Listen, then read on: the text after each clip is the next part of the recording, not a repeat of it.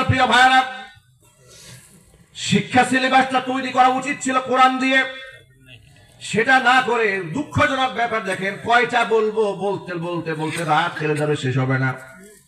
এই যে আমাদের বাচ্চারা যে বইগুলা পড়ে ক্লাস 1, 2, 3, 4, 5-এ, এই বইগুলা ছাপানোর দায়িত্ব দেওয়া হয়েছিল ভারতের কারখানায়। কেন আমাদের দেশে ছাপা কারখানা নাই? কথা বলেন কেন ভাই? রাষ্ট্র স্বাধীন হওয়ার পরে বই ছাপানোর দায়িত্ব আমাদের বাংলাদেশের কারখানাগুলো পেয়েছে, আলহামদুলিল্লাহ বলে।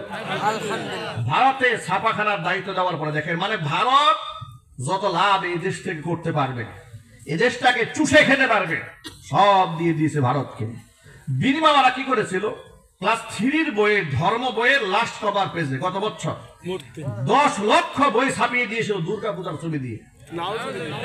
দুর্গা দেবীর ছবি মুসলমানদের ধর্মীয় বইয়ে দিয়ে ছাপিয়ে দিয়ে 10 লক্ষ সাপ্লাই দিয়েছে।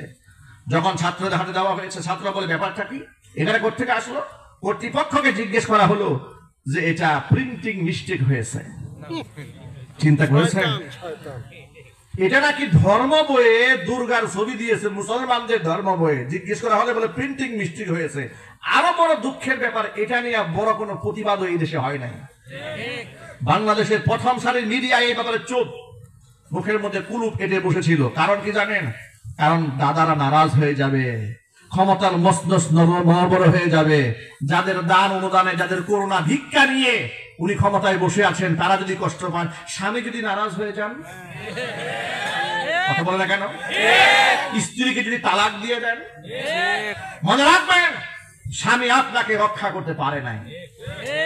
এদেশের সন্তানেরা, এদেশের কোরআন প্রেমিক লোকেরা, ইসলাম প্রেমিক লোকেরা, দেশ প্রেমিক লোকেরা কোন বাল এবং রামের চক্ষুকে পরোয়া করে না। তারা এদেশের জন্য জীবন দিতে শিখেছে।